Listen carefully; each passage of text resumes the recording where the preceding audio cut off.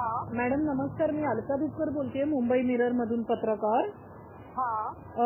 एक 2 मिनिटं बोलायचं होतं. आपले जे किरण शर्मा म्हणून पेशंट होते ना, तर त्यांनी अशी तक्रार केली की सुट्टे पैसे नाही म्हणून हॉस्पिटलने तुमच्या त्यांना ऍडमिशन दिली नाही, असं 3,000 रुपये सुट्टे नव्हते म्हणून डिपॉझिट भरायचे ते. पैसे न्यू करन्सी स्टार्ट झाली तेव्हापासून. तर म्हणून त्यांना ऍडमिशन नव्हती दिली का? त्यांना मला वाटतं ती घरी डिलिव्हर झाली होती. बरोबर. आणि त्या कंडिशन मध्ये तिला आणलं होतं. तिने बघितलं पण होतं. तिला सांगितलं बघ तुला पण ताब्यात ठेवावं लागणार. ओके. तर ते एक्सपेन्सेस खूप पडले असते. तर तिला मी सायन्सची चिठ्ठी लिहून दिलेली. काय म्हणून?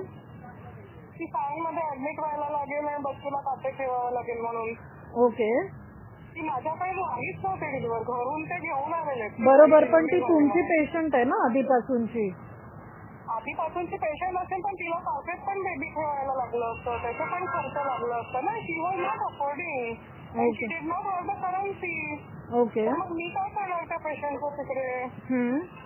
पण मॅडम अशा वेळी जीव वाचवणं महत्वाचं असं नाही वाटलं? करन्सी मी बघितलं, तिची डिलिव्हरी घरी झाली होती. मी तिला बघितलं, तिला इंजेक्शन दिलं, सगळं केलंय तिचं. ओके. करायला पाहिजे होतं ते सगळं इंटरव्हेन्शन केलंय.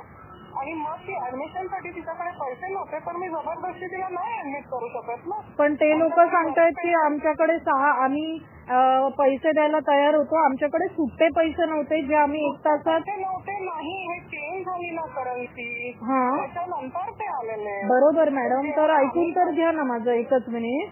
ते असं सांगतायत की त्यालाच सुट्टे पैसे नव्हते असं ते सांगतायत की 500,000च्या नोटा होत्या, ते घेत नव्हते. आणि आम्ही त्यांना असं सांगितलं की 500,000 ऐवजी 100-100च्या नोटा आम्ही अरेंज करतो, आम्हाला 1 तासाचा अवधी द्या. सांगितलं की तुम्ही अरेंज कराल तर द्या, आम्ही ऍडमिट करतो, पण दे टुक द पेशंट अवे.